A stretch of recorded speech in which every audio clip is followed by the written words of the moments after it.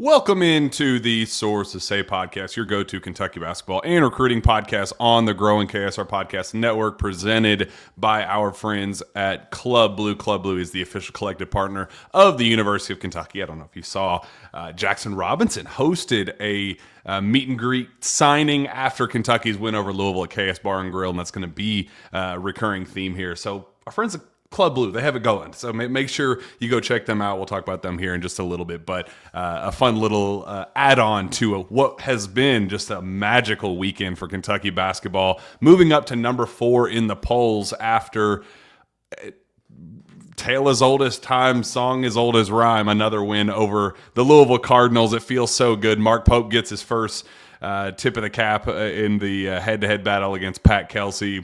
Just a really fun matchup, Sean. I know you got to dig into it quite a bit, but it just felt like the rivalry was back, man. Like the juices were flowing, the competitiveness was there. That the apathy we've kind of been feeling in recent years, it kind of was fading a little bit. We kind of got some of the motions back, got a little dust up there at Rupp Arena, but it was a really, really fun, we're back kind of feel at Rupp Arena, but it was a really, really fun one. Cats beat the Louisville Cardinals. How, I guess, just initial reactions? What'd you think of the big win? It was great. It was one I thought, that Louisville hung around for a majority of it, but it felt like also one that Kentucky controlled from beginning to end, right? Like Louisville would get it there to 4-5, and the next thing you know, you look up and it's back to 9-10, and Kentucky just kind of did what it wanted to do, got to the upper night and got to 93 again, and took care of business in a rivalry game. And the building sounded like it was electric. When the sea would part and Otega Oweh would just come down the lane and you could see that he's going to just hammer one from the top of the key, you could feel watching it on TV, you could sense the energy in the building grow as he got closer to the rim, and then it would pop. No, it was a good, clean rivalry is what it felt like to me. Like that good Louisville Kentucky rivalry. We got two teams going at it. Listen, I'm having a hard time not liking Pat Kelsey. Dude, is that bad for me to say? Like, I love him. I do. I before we get that though, did you have has it started to hit you kind of fading out of the media, getting into the coaching, not being at something like that, and the excitement and the buildup and the tension and the emotions and all that? Was this the first one that it kind of hit you, or was like, damn, I really wish I was Duke hit me. Duke hit me. Like, I miss it. Like, I miss being there on press row, and I miss sitting there and kind of getting the energy of the building. Like, there to me, there's no pop like a Rupp Arena pop. Like when that building is electric and it roars, it's different than any college basketball venue that you cover a game in. It's just great. Elite game Rupp is different than anywhere you'll go. And it's just one of those things that until you really experience it and you feel it. And then the number of times that you and I've got to experience that pop. I wasn't in that building, Jack, but I'm sure it was like that Saturday. And just the energy and the buzz around Mark Pope's program, this team getting to 10-1 and putting together a really good resume in the non-conference, and then beating a rival Louisville, who I had I think this was one of the most important. Was this the most important game that I had for the season, was beating Louisville at Rupp? And I know that list of top 5 games. I know Arkansas has been kind of thrown around, but definitely this one, just because, again, it's what it means. It's and I don't think you can drive that point home any further than the Legends video that we got leading up to tip-off. That was the Legends project, where you get 15 former Wildcats handwriting notes to 15 of the current guys, explaining to them, okay, this game just isn't another one on the schedule. I know you guys have done a really good job of saying this is the most important game that you'll ever have faced up to this point in your career, whether it's Lipscomb or Colgate or whatever. This one is different. This game has a different level of meaning to it than anything else on the schedule, good, bad, or ugly. Because it's ultimate bragging rights. This game means something to this program, and it's you can see the legends and how even decades removed it still has a lingering impact on their lives. And they still kind of go back, Jim Masters talking about like, that was my moment. That was my defining moment in my career that nobody can ever take away from me ever again. So, it just had a different vibe to it. And you talked about Pat Kelsey, and he's the right guy for Louisville to kind of build the energy and kind of turn it into a bigger event as well.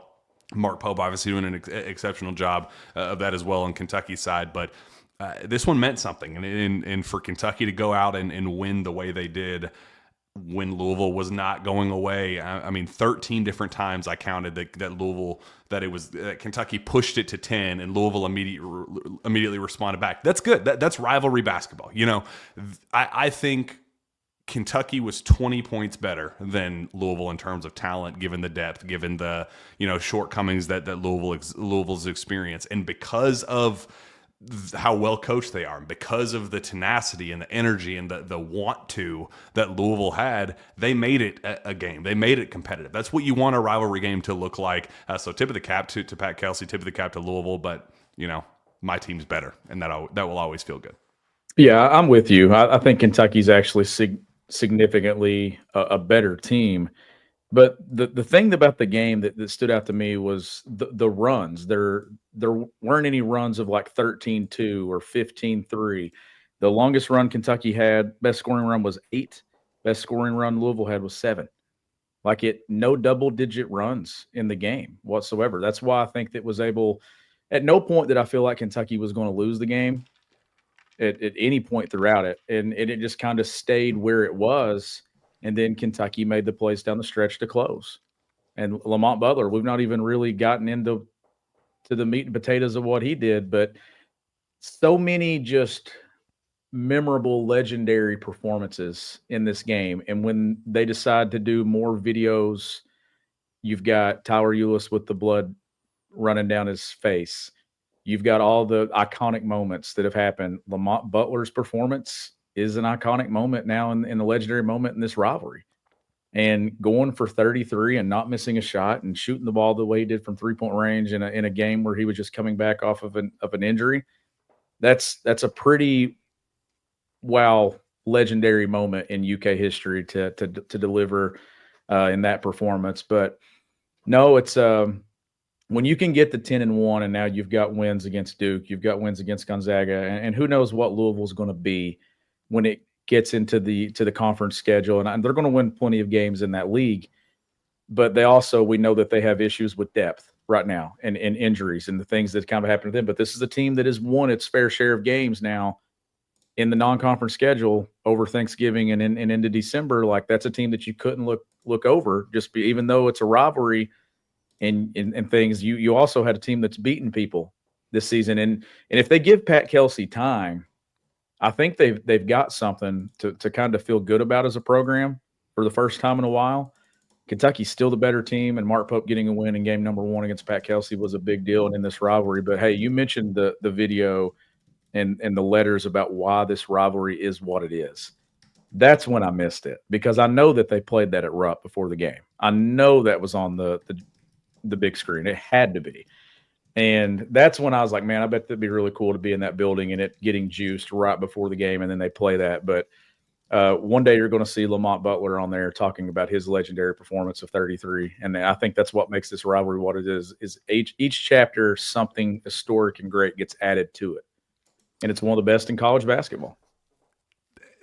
Bar none, the best. And I do want to just kind of take a minute and just talk about how we got to Lamont's performance. So Lamont is a game time decision leading up to Gonzaga. He goes through shoot around, not full go, but Lamont is a killer. He is a dude that would, never hates every second that he's off the floor, let alone full games. The dude just doesn't miss games ever. So there was kind of a conscious effort of, okay, with Gonzaga, where it was, okay, let's, you have Kerr, at least initially, let's ride this one out. Let's see if we can get you back at full strength. We're going to need you in SEC play. We're going to need you here moving forward. Let's just see what happens if we can hold you out. And really, we don't. The issue is he had a lingering ankle issue last year at San Diego State. So it's one of those deals where it sounds great on paper for him to, the idea of him coming back and playing at 70% sounds good, especially against Gonzaga, the emotions and the excitement building up with that one. But what is the long-term kind of payoff with that, the risk versus the reward of him potentially, you're the catalyst, the guy that the straw that stirs the drink for your team. What is the risk of him potentially re-aggravating it or seriously damaging his ankle? So that was the decision there. And when they made that decision, it was kind of, okay, we're going to sit out Colgate and then let's regroup and just let's kind of set a loose target of Louisville and see what happens. He sits out all week, practice, doesn't try to push it, just kind of takes a total sit out and say, I got to get this thing healed. Takes a full week plus based on, leading up to Gonzaga as well. So from Clemson all the way up till the Louisville game, he's completely off. And,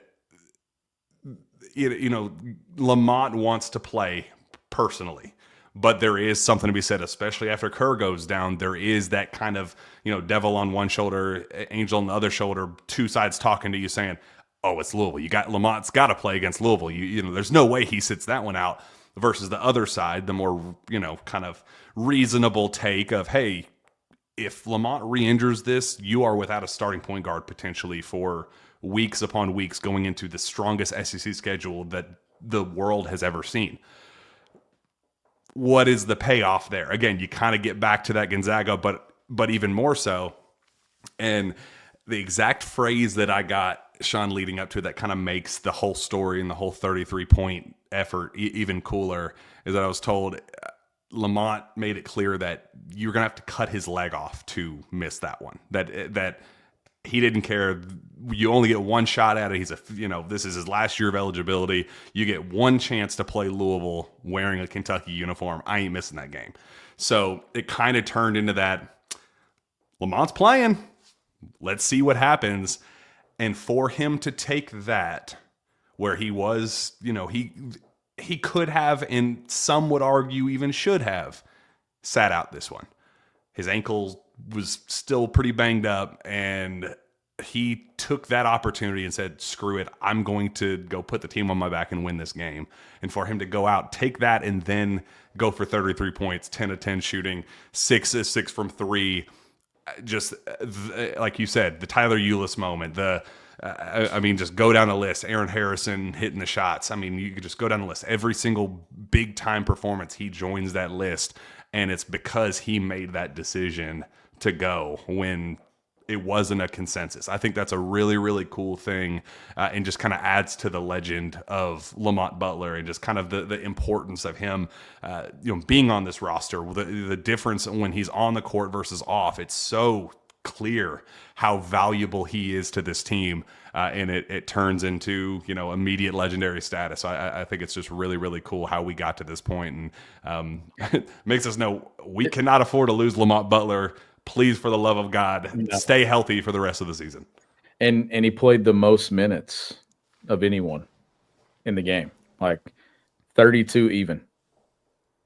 Like coming back from an injury and you play the most minutes in a rivalry game against Louisville at Rupp Arena and you don't miss a shot.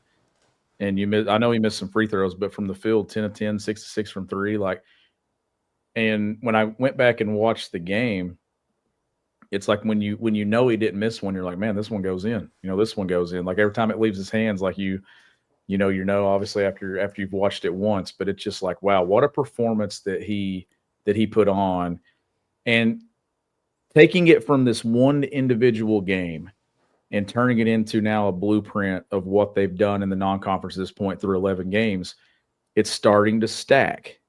We've talked a ton about this team not having a guy. And they still technically, they don't have that dude, right? Like they don't have that first team All-American guy. They don't have that guy that's going to be a top 5 NBA draft pick, top 10. But what they've got is now, we've talked about this for weeks, and you keep getting added to it. You've had performances from Andrew Carr in some of the biggest moments of the season against Duke, against Gonzaga. You had Jackson Robinson putting on a show in the second half and in overtime against Gonzaga. You've had Lamont Butler putting the team on his back and scoring 33 in a rivalry game against Louisville. Like, those performances are starting to stack now. And it kind of goes back to everything we've talked about. Otega Oweh has been a guy. You know, Amari Williams had his moments. Kobe Brea is getting more comfortable and just looking like the best three-point shooter in college basketball that we know he is. All these things are starting to add up for Kentucky, and it really, Jack, what it pulls apart, and we'll get into some of the defensive stuff. I know they dropped in KenPom, and it's not all great, but offensively, when you look at their numbers, only attempted 21 threes, but they got to that efficient number of 11 made, of 11 makes, of 11 makes from three, 18-20 at the free throw line. I know they missed some free throws there, but you start looking at the assist numbers, 23 assists on 32 made shots. It's pretty hard to stop. You get to 93. I know they gave up some stuff defensively, and I know they dropped there and things, and obviously you want to fix that. But for the most part, like this team controlled the game. It wasn't a blowout, but at no point did I feel like they were not going to win that game. And it's just because the things that they do offensively, man, they put so much pressure on other teams when they're cutting the way that they do. And how about this? They brought it up on the broadcast about the things that we've been talking about. It's not the first cut, it's the second cut. The first cut is a cut to get a teammate open. And you're seeing Kentucky do those things. They cut so hard offensively. And to me, that's really reached a level in the Gonzaga game, and then now in this one too. I love what they do offensively, clean some stuff up defensively. But hey, you win a rivalry game, you're 10-1 going into the close of the non-conference schedule. I mean, to me, they're ahead of what we all thought they were going to be at this point, and top 4 in the country. I mean, come on. I watched Field of 68 the other day talking about whether or not Kentucky's a national championship contender, and a lot of people's like, yeah, why wouldn't they be one of the teams that can win it all? Like, I don't know if any of us had that thought 5 weeks ago. Again, waiting for the first misstep for Mark Pope still has not happened. You know, you wish that you had the Clemson win, but like, again, I mean, when you break down, it doesn't hurt. And it's experience for the first true road game. They're gonna go when you are talking the strength of this SEC schedule, and you realize that 13 of the 16 teams that Kentucky will face this year, some of them multiple times, were either ranked in the AP Top 25 or receiving votes. There are 14 Quad 1 opportunities coming up just in the SEC schedule alone. I think Mark Pope said tonight that the entire month of January is nothing but Quad 1s, which is just absolutely insanity to me. Said that that was his real Christmas gift this year, was that the schedule is what it is, that they're going to take an absolute. I want to pull that quote up actually because it was a really good one. Said. Getting to play in the Big 12 last year was really special. Last year, the Big 12 was the best conference in the country, and every single game was the biggest game of your life. It was just a brawl every day. This year, that's the SEC, but times 10. This league is just insanity right now. As an athlete and as a coach, why would you? I think you'd be sad if you were playing in any other league, right? I mean, this is what you dream of. That's not going to be, there's not going to be a lot of time trying to get your guys hyped up to compete in the game. I think I saw something the other day. Every single game we play in the month of January is a Quad 1, and all but one in February is a Quad 1. You know, he used to talk about Quad 1 games. You got to go get some Quad 1s. Every game that Kentucky will play in the league is a Quad 1. So it's just really cool. It said, we can't wait to get it started, man. That's actually going to be the real Christmas present, that we get to jump into this league. It's going to be a bloodbath, and that's what you want. Like, that's what you want the head coach at Kentucky to say. And that's why things like what we saw at Clemson, where they get punched in the mouth in the worst way possible. They respond the way they did in the second half, not enough to kind of close the gap entirely, but enough to make you go, okay, they recognize their flaws in real time, and they fixed them. It was just a little bit too much to overcome in short notice, but something that you can build on as kind of a building block moving forward. And they really responded well. Did the exact same thing against Gonzaga and then ended up beating them. So a lot of learning opportunities against what is going to be an absolute juggernaut of a league. I mean, 12 teams are getting in, Shawn. Yeah, and I was looking at bracketology the other day, and I believe the team that was out at one point was Missouri, who ran and beat Kansas just a week or so ago. So the league is deep. That is why I fully believe that the league champion this year in the regular season is going to have at least 5 losses. I'll stand by. Isn't that crazy to think? If somebody goes through this league, if Tennessee, Auburn, Kentucky, Alabama, somebody at the top of this thing runs through it with 3 losses, then you're probably starting to look at that team and thinking, yeah, that's a team that's destined to get to the Final Four just because of surviving the gauntlet of the SEC. I just don't see it. I think this league is going to be too tough top to bottom. That, how we talked about the Big 12 in the past and every game was a quad 1 game. That is the SEC now. That is the league that Kentucky is going to play in. That you're going to show up on a Tuesday night and play somebody, and then on Saturday you're going on the road, and there's no easy games on the schedule. And, that's why it was very important to me to do something in the non-conference. Like the non-conference portion of this schedule is what is going to, me, put Kentucky in position to be one of those higher seeds in the NCAA tournament. Because if you go through the league, and maybe what we're going to have to get used to, Jack, is 12-6 in this league is a good league record in this new league SEC. If they go 12-6 in the league with the non-conference resume that they have, I mean, we're talking about a team that's probably in contention for a 2 seed. That's right there at the end of it, depending on what they do in the SEC tournament. But that's across the board. Getting the 10-1, and I know they still got to finish the non-conference schedule, and Ohio State and things sitting there waiting on them. But I like where they are. I like what they've done. Yes, I wanted that game against Clemson. But from an order of importance of which wins I would want more, they beat the teams that I wanted to have on the win column of their resume. Going on the road at Clemson prepared them for a true road environment that I think will help them early in SEC play. But right now, this league is a juggernaut, man. I mean, there's like Tennessee. Rick Barnes looks like he has a version of a team when it comes to, defensive and offensive efficiency. And KenPom looks like a Final Four team, looks like a team that compete for a national title. We know what Auburn can do. We know what Alabama has. Like, this league is so deep that teams 6, 7, 8, 9, 10 are really good quality teams that you're going to have to be, prepared to face on the road and coming into Rupp Arena. But I think what Kentucky's got, Jack, the rotation to me is starting to kind of take shape. Like it's shrinking to an extent. When you look at it, yeah, Travis Perry played 642, Ansley played 8. I know Kerr's out right now, but when you're talking, it's primarily to me turned into a 7-man rotation, getting double-digit minutes. So it's starting to kind of condense itself. When Kerr's back, I think when everybody's healthy, maybe he hovers around 10, 11, 12 minutes himself, and maybe that takes Lamont from having to play 32, 33, and some of these other guys down. But Pope is starting to kind of key in on where he wants to go rotation-wise as well.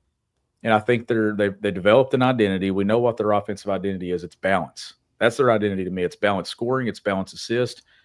You had 1, 2, 3, 4, 5 guys reach double figures. You had 4 assists, 4 assists, 3 assists, 3 assists, 6 assists, 2 assists, 4 assists. It's balance all over the box score.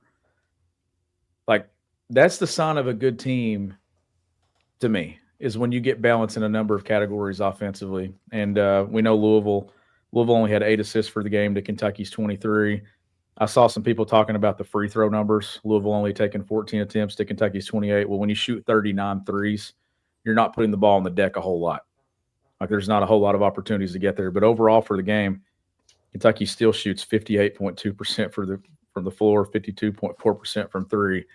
I know Louisville got north of 40%, but when you look at it compared to Kentucky's 44% and 35%, that's a lot less than what Kentucky had in shooting numbers. While we're talking about it, before we officially kind of move into the next steps, I do want to kind of address the controversy, if you will, coming out of the Louisville game. I don't know how much you got to see of it, but the standing versus sitting controversy with security and a police officer coming down and asking a fan to sit down. The fan alleges that he was told that he would be going to jail if he did not sit down because there was a fan behind him complaining, saying that he needed to sit down. Your thoughts on that, Shawn? Just because it's kind of the thing that everybody's talking about, and I feel like, we need to at least address it, because for some reason that was one of the bigger talking points coming out of the game instead of what was actually happening. It was what was happening in the stands. Well, you tell me. Like, if you go to a college basketball game, should you stand up? Should you be able to stand up if you want to stand up, or should you sit down? Like, there are venues around the country where they don't sit down at all. Going to jail? Yeah, find me the law that says I'm standing up in a sporting venue.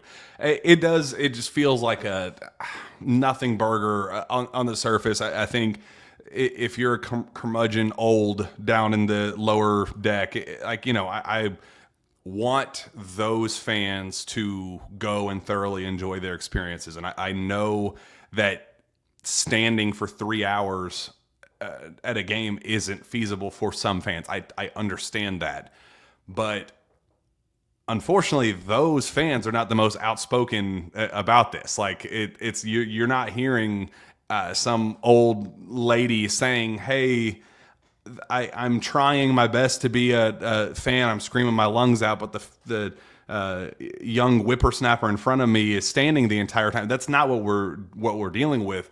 What we're dealing with is a middle-aged guy who would just rather be sitting than standing, and would rather go be a narc and snitch get to the blue coats and to a cop and try to get them kicked out of the game or whatever, instead of standing yourself. Like, there's this weird and I wanted to include this as well because there's a Wright State player. I don't know if you saw this video, Shawn, that kind of, his video went viral, talking, he plays at Wright State right now. They opened the season against Kentucky this year. And he saw a comment on social media about how Rupp Arena is kind of an overrated sporting venue. And he was like, whoa. I played in that venue. I'm here to tell you it's real. Like, it is absolutely for real. I've never played in a sporting venue like that in my entire existence. They're playing, on the surface, we're a nobody team, and there's 20,000 people in the stands. You don't get that anywhere else in college basketball. That should be respected. That should be appreciated. And he said, like, the fireworks, like the ambiance, the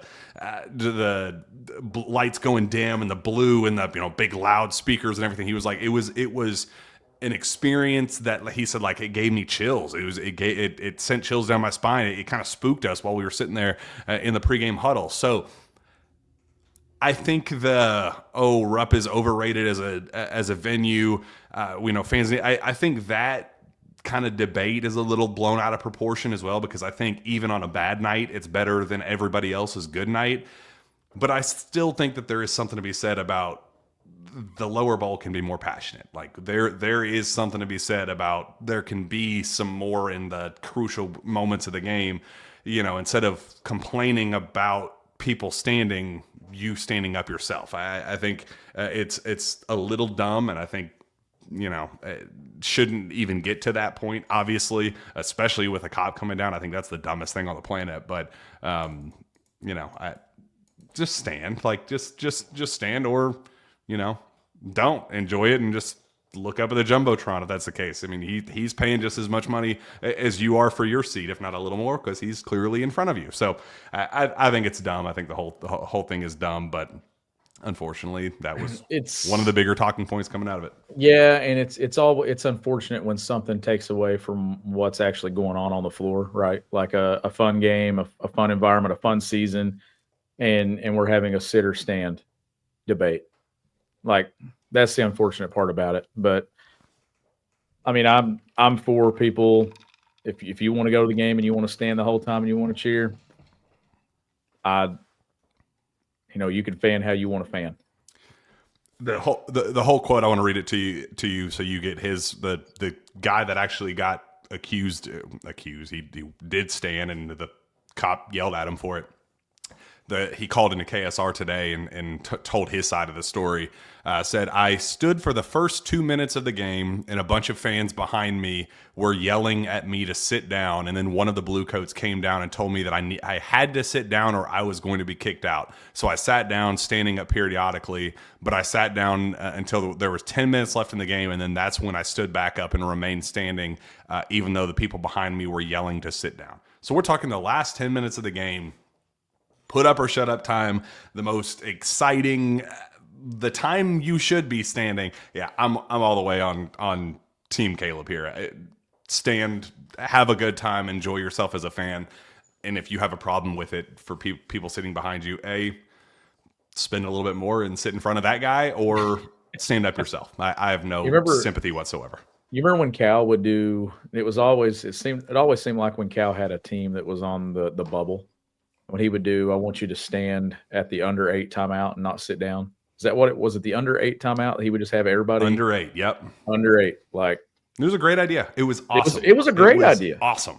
It was one of my favorite things. It always went hand in hand with a team that was on the verge of not making the tournament. It seemed like, though, but having to ask people to stand. Like, I like that people are standing.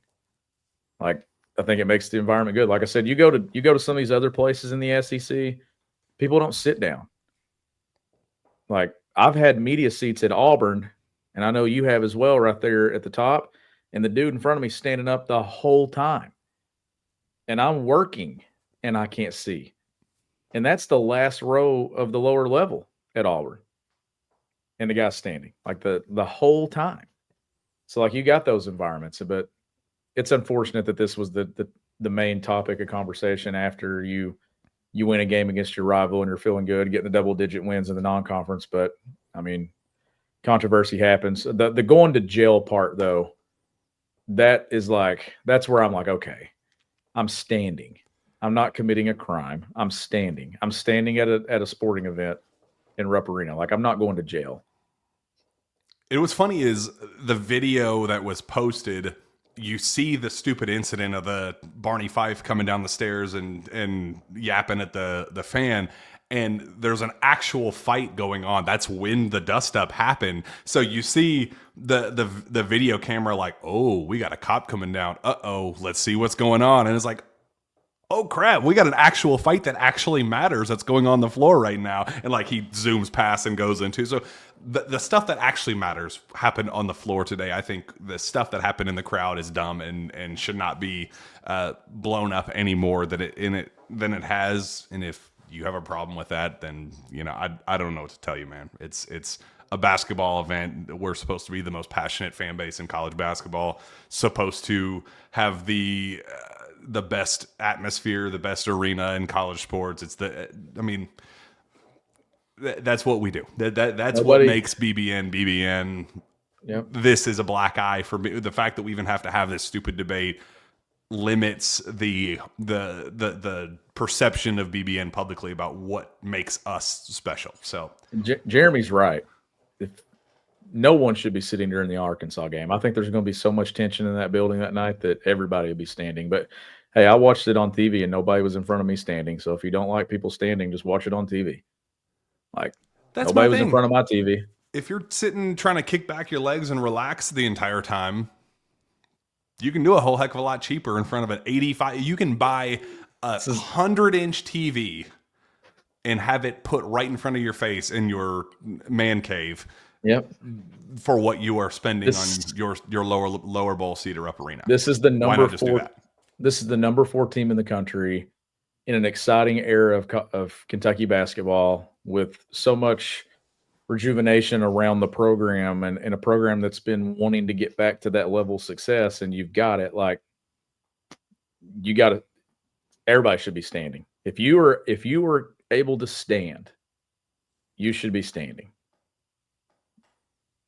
At least in the crucial now, moments. Also minimum, take the other side of the this. Big moments. Like, if it's somebody sitting behind me and I know I'm affecting and I see that they can't stand, just maybe it's how you approach the conversation. I'm not going to run and tell the blue coat though. Like I would just be like, hey, I can't see. Can you care to sit down or blah, blah, blah, something like that. I don't know. Well, and they make accommodations for you. Like but going and telling the blue coat and then getting the police officer, like, come on now. Like I'm at a college basketball game. This isn't a play or something here. Like, come on now. This is a rowdy environment. It's Kentucky. It's Louisville. It's number 4 team in the country. I mean, it's Pat Kelsey, Mark Pope. There's a fight actually did break out, a dust up on the court.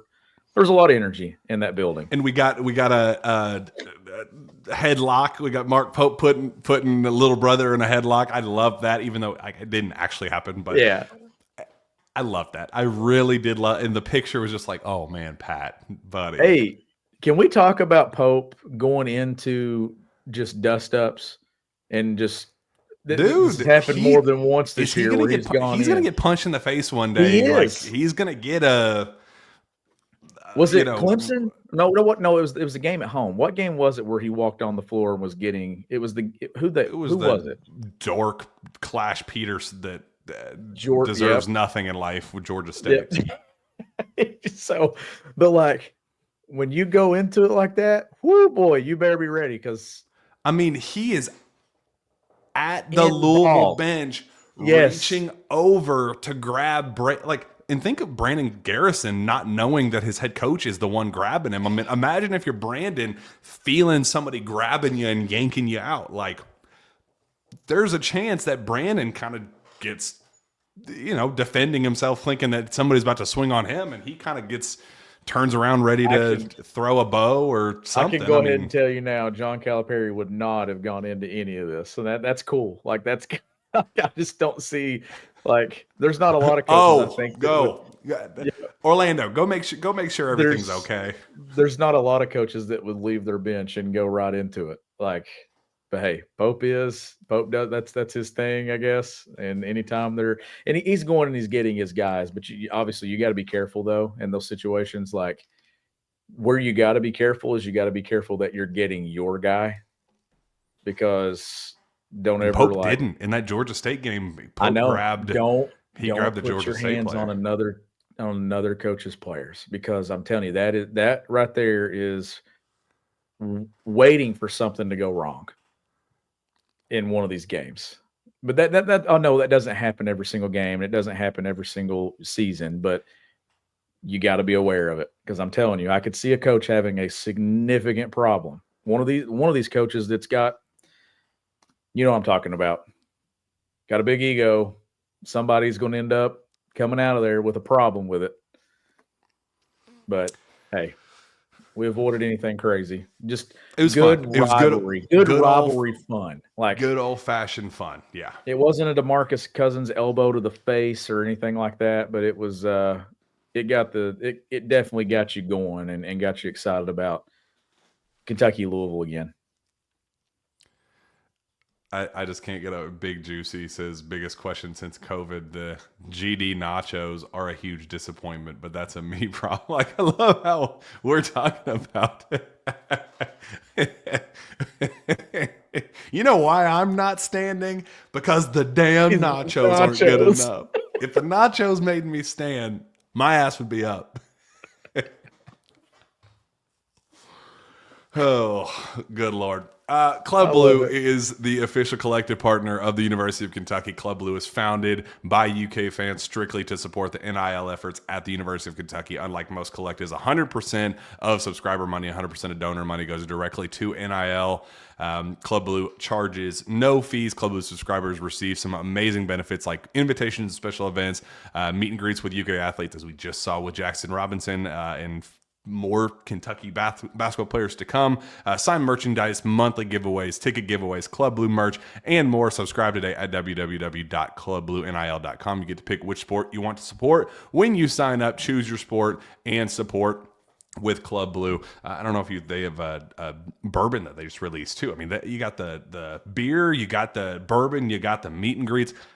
How could you not want to? And I don't know, the product is freaking awesome with what we're seeing with the eye for talent that Mark Pope has with these NIL dollars. Like, why would you not want to help? Like, hey, the talent can improve with adding NIL dollars to his pocket. So the collective's pocket that then goes into the player's pocket, which is that all that matters.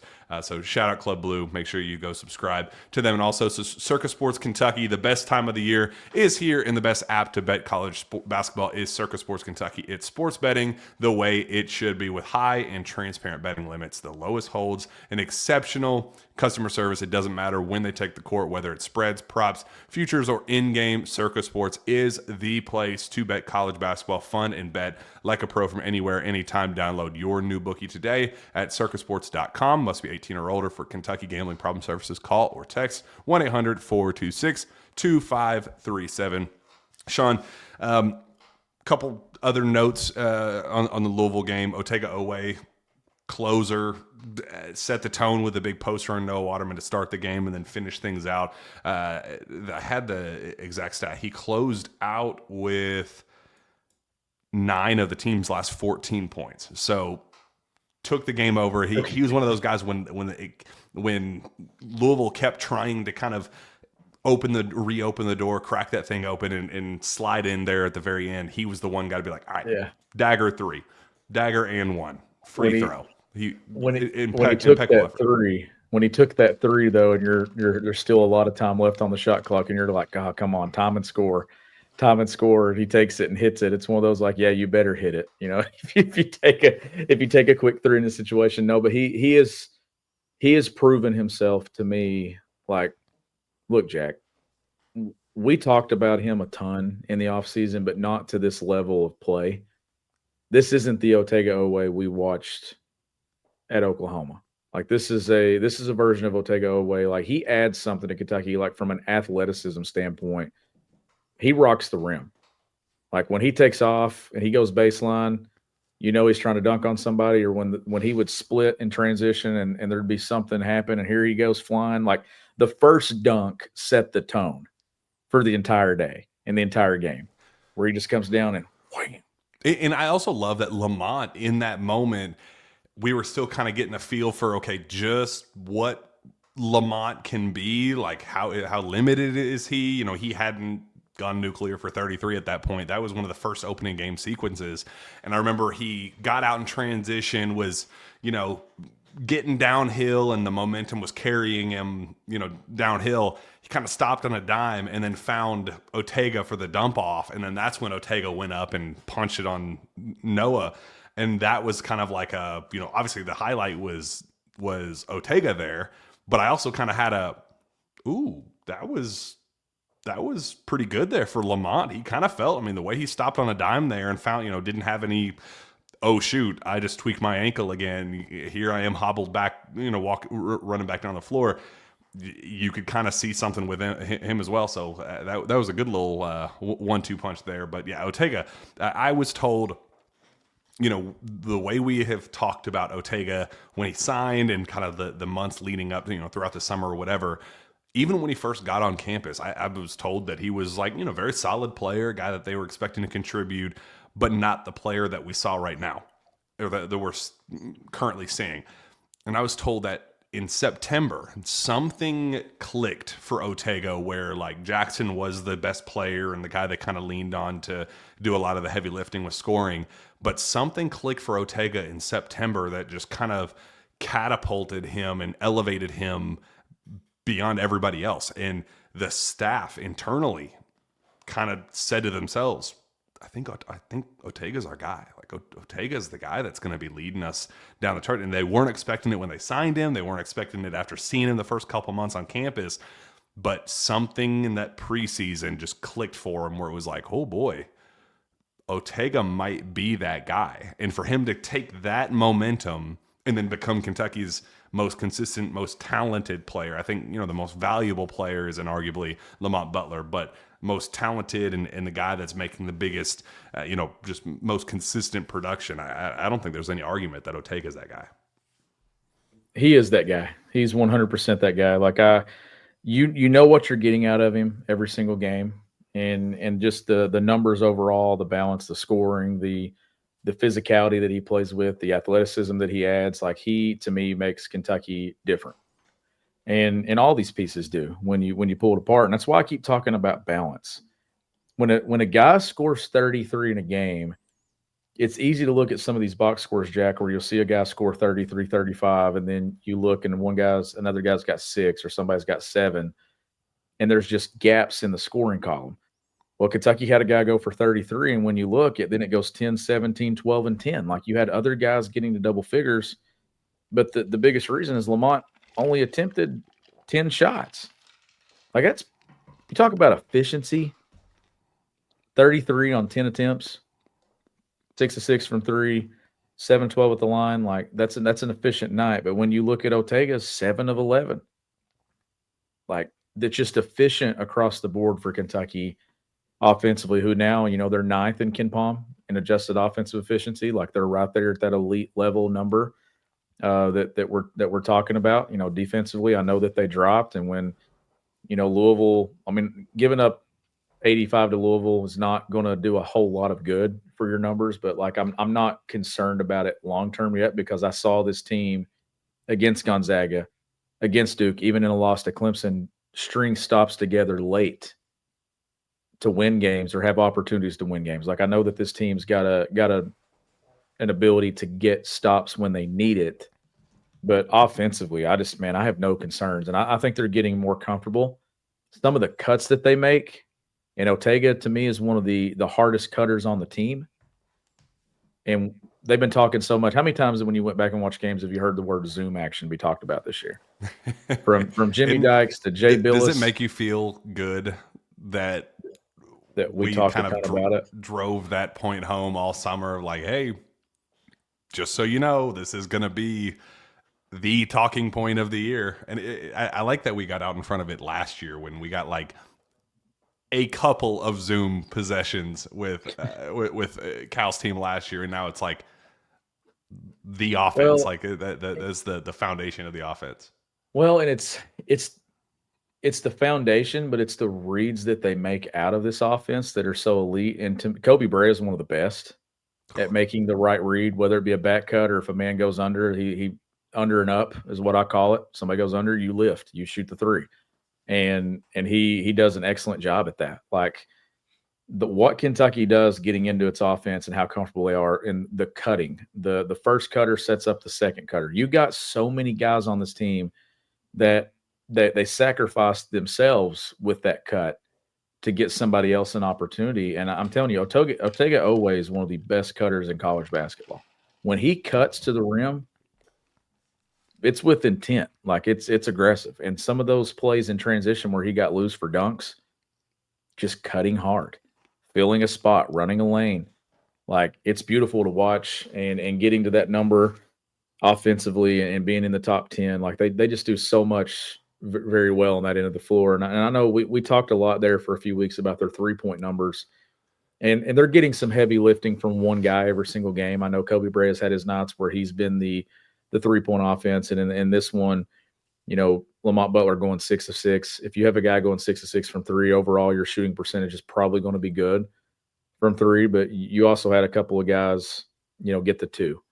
And we know that Jax is going to have a night where he's going to go for 5 or 6 makes. Like, the balance that they have shooting, that I've always trusted that there's going to be one guy that's efficient from that area from 3. Maybe if the team number isn't getting to 35 attempts and they're not making 13, 14, 15 threes, there's always going to be one guy that I think is efficient from 3. And in this game, it was Lamont. And as a team, they showed efficiency numbers too. So I like what they do. I like where they are. 10-1, I think, is a big deal. I'm not sure how many of us, if we're being honest, really would have had them 10-1 at this point. I know I had 2 losses to this point. I had Gonzaga and Clemson both as losses in our preseason things. Our predictions, and to be 10-1 and going into the final stretch here of non-conference play, Jack, like, in a league this dominant this year, doing something in the non-conference is, I'm telling you, it's built in something when it comes to resume that it's hard. Yeah, you're going to get plenty of quad 1s, but there's just no separation. You're going to beat up on each other so much in the league that the talking point going into the NCAA tournament is going to be, man, they just beat up on each other so much that right now they're going 13-1. The SEC went 13-1 13-1 Saturday. We saw what they did in the ACC SEC Challenge. Like, it's been the SEC every single. Most of us in the ACC SEC Challenge. Oh yeah, but just as a league overall. So when you see those things, when you beat up on each other every single night and every single week in the league, you kind of lose that. Maybe you'll have some people say, they're just going to beat up on each other so much that some of these teams are going to have losing records in the league that are actually going to be NCAA tournament teams. There will be teams with below 500 SEC records that will make the NCAA tournament field this year. Think about that. Like 9-9 will get a team in the NCAA tournament. 8-10, there will be teams on that 8-10 line that will make the NCAA tournament this year from the league. That's how good the league is. Well, I mean, think we view this Kentucky team as an upgraded, bigger, better version of Pope's BYU team that went 10-8 in a very, very, very good, like the way that people are talking about the SEC this year is to a lesser extent, but similarly the way people talked about the Big 12 last year. And he, you know, was kind of everybody ate each other alive, cannibalism at its finest in the Big 12, did enough to stay afloat and get a 6 seed out of that, but went 10-8, and you know, all the metrics looked really, really good in BYU's favor. Expect something better than that, but something similar in that regard of don't freak out if we go into March Madness with 6 SEC losses. You know, there is a chance that happens, and it's not going to be because Kentucky stinks. It's because the league is just really, really good. Does it, I don't know if piss you off, but like, what is your reaction to the next quad 2 opportunity past Brown? So Ohio State's a quad 1, Brown is a quad 3, and then there's a stretch of like 10 straight quad 1s, and the first quad 2 after that is Arkansas, February 1st. Never fails. It's like the game that we're building up to be just the biggest basketball game in the history of basketball games has dropped to a quad 2 because Arkansas is 47 in the net as things stand today. That's going to feel like a quad 1 though. Like if you win, it's going to feel like a quad 1A. And like, look, they had an unbelievable second half. I know in this first year there's going to be so much comparison and talk, and it's not intentional. Honestly, it's not intentional. I don't try to bring up Cal and Arkansas every single time we record, but it's easy to do, right? They got a huge win against Michigan, great second half. That if they hadn't got that win, I don't know what they would have been in danger, I think, because they're going to be a team I think is going to lose a lot of league games. And right now, when you're just talking net and you're talking that cutoff for the NCAA tournament, they're a spot or 2 above where that cutoff would be if we're just going off the net rankings of the NCAA tournament. I think it's them and then Arizona, and then Arizona State's that current NCAA tournament cutoff when it comes to just going off the net rankings. So if you're in that league and you're in that part, obviously Kentucky's non-conference resume is better than majority of college basketball. Like the wins that they have, those standalone wins on Selection Sunday on neutral floors, Jack, are going to be the difference if this team is a 2 seed, a 3 seed, or a 3 seed, or a 4 seed, like, or a 1, depending on what they do in the league. I still believe that this team's going to lose 5 to 6 league games. I just think that is the way that the league is this year. And I'll say the same for Tennessee.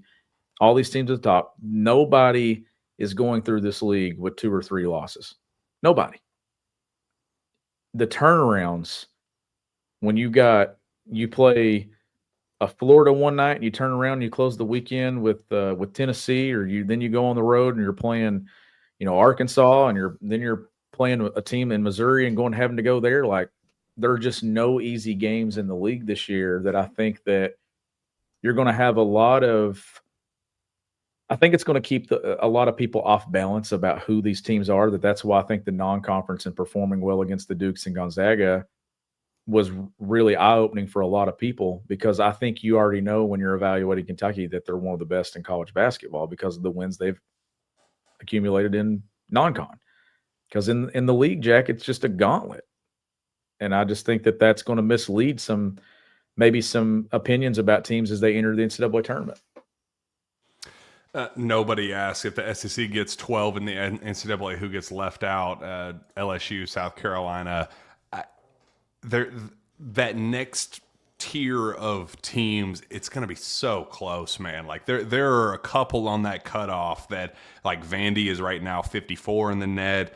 Oklahoma's 41 in the net. Arkansas is 47. I mean, there's a chance that, things don't bounce their way. There's a chance that they are part of that group.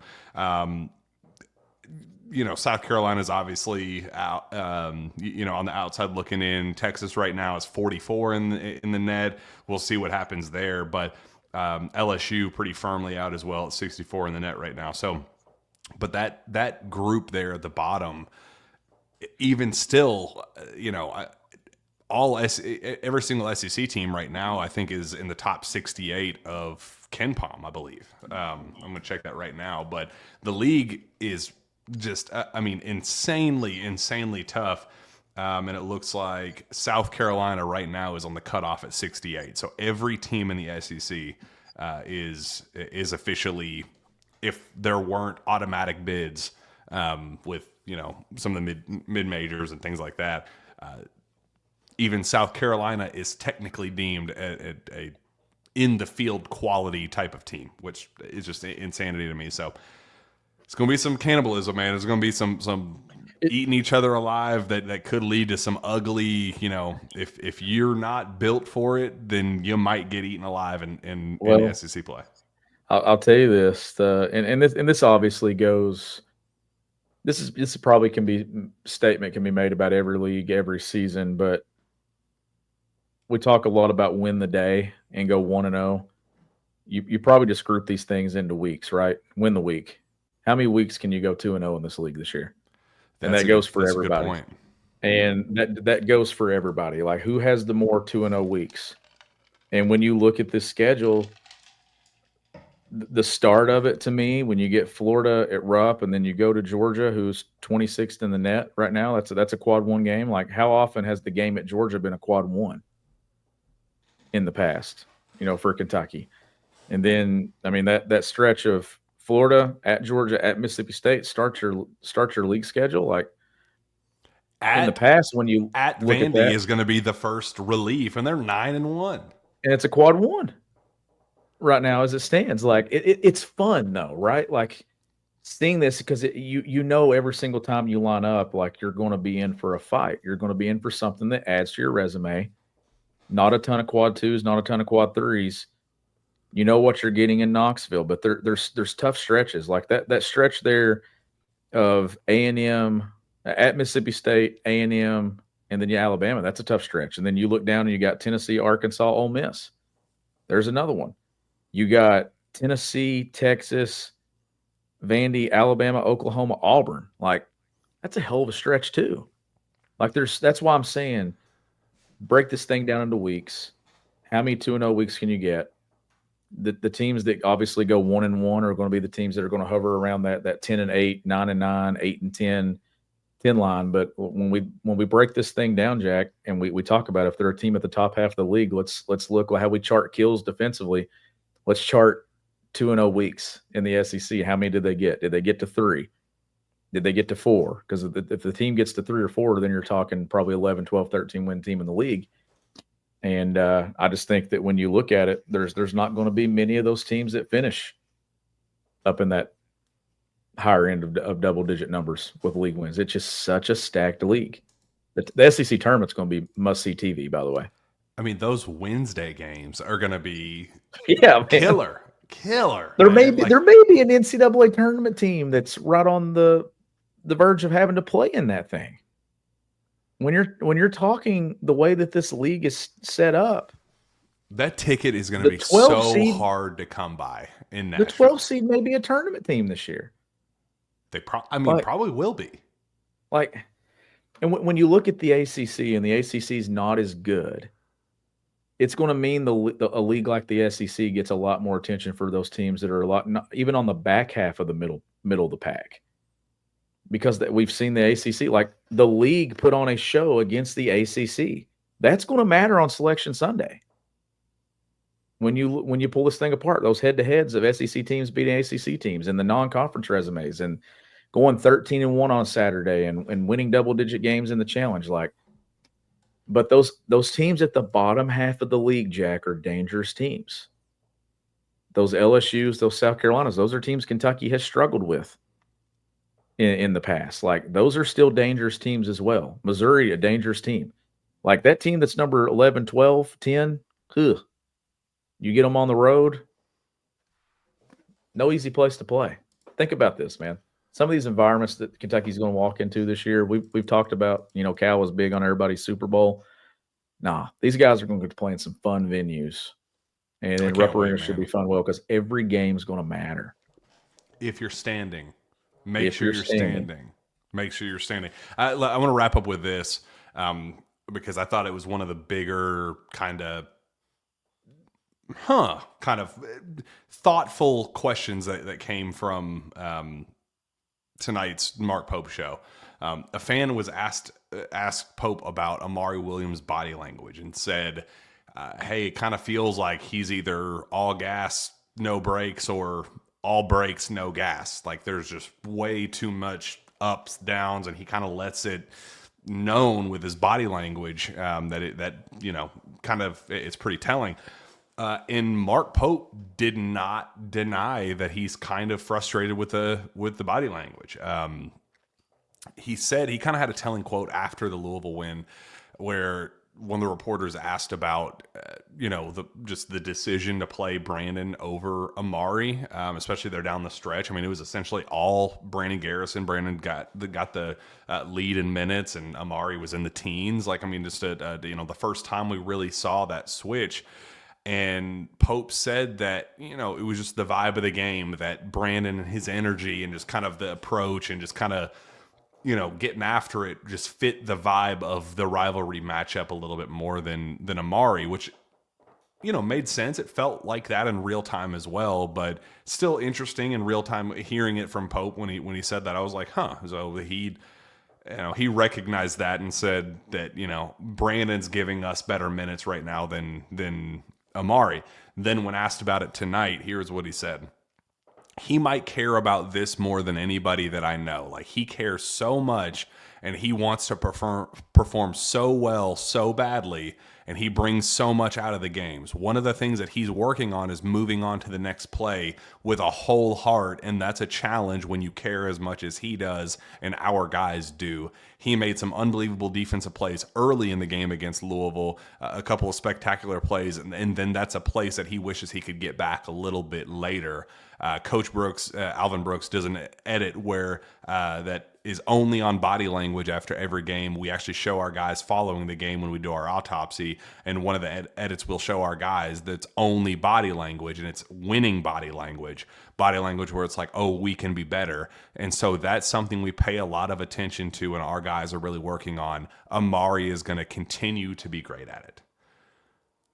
I thought that was important. I thought that was pretty telling, because that was something that we kind of recognized in real time and said, Amari is, when he's humming, I mean, it's like, damn, he's cooking. Like, his highs are about as high as anybody else on the team, but his lows are lower than just about anybody else on the team. And when he's a non-factor, he can really, really be a non-factor.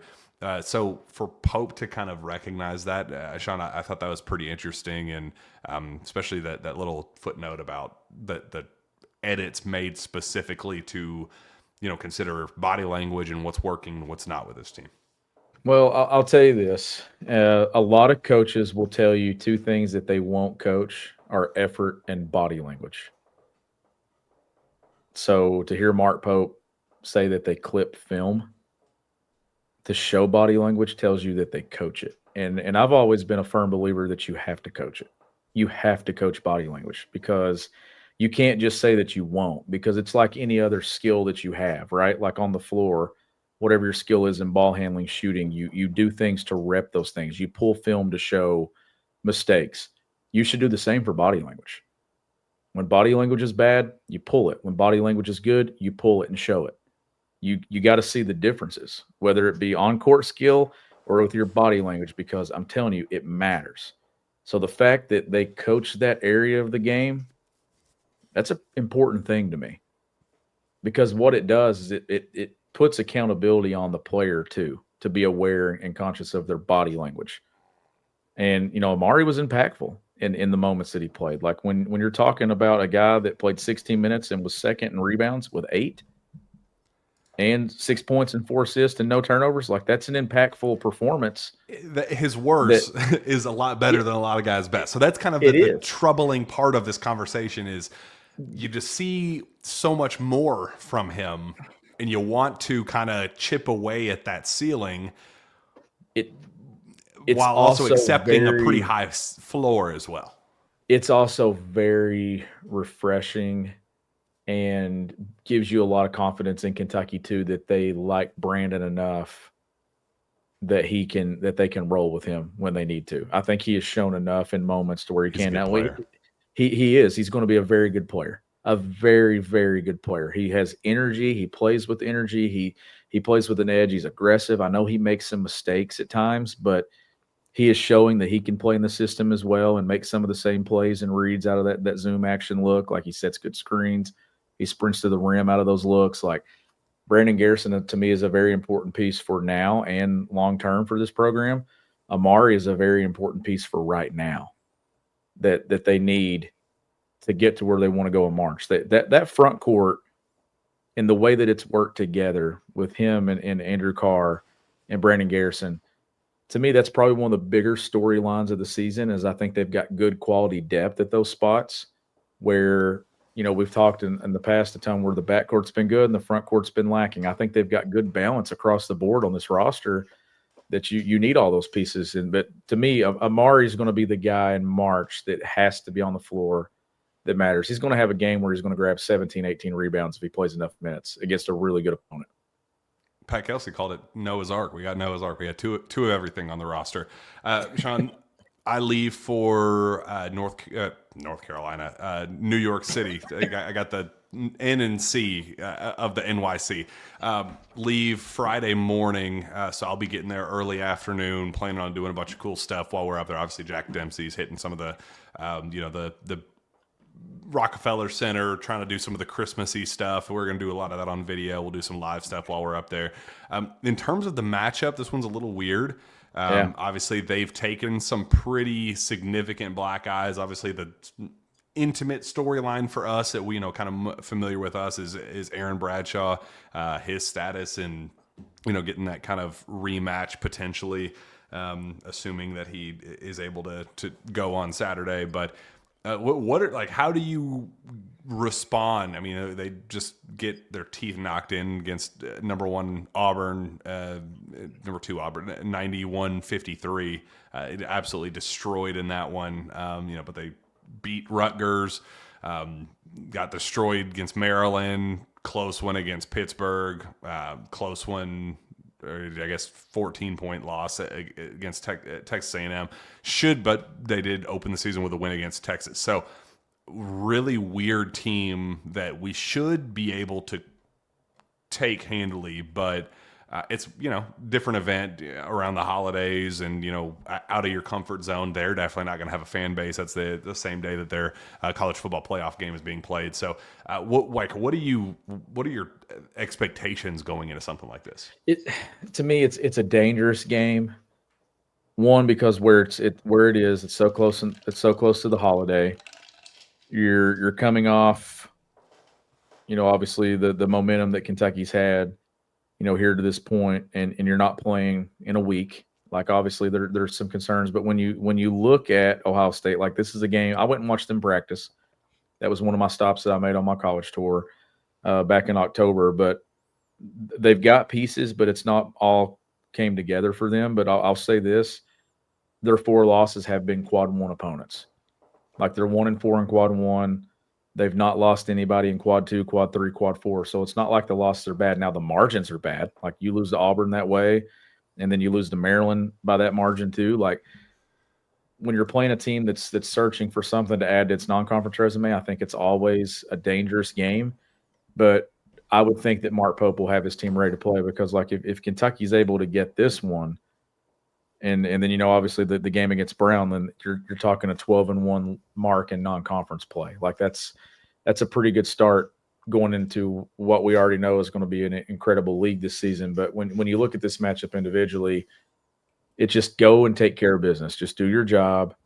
Ohio State, it wouldn't shock me if they play one of their better games of the season in this one. But you bring up a good point. There will be no fans there for Ohio State. None. Because everybody will be in Columbus for that playoff matchup. So couldn't have timed it better if you're Kentucky about putting this game on that date. And note for you, just make sure you go out the right door of Madison Square Garden. Just make sure, because I'm not there. Well, it was my fault last time, but it was your fault. It was your fault. I'm lucky to still be standing here. I almost got stabbed that night because of you, and I don't appreciate it. You did. And I gave pizza to a guy who I thought was going to take my computer. That was a weird night. King Malik says, Gators spanking that ass on January 7th. Book it.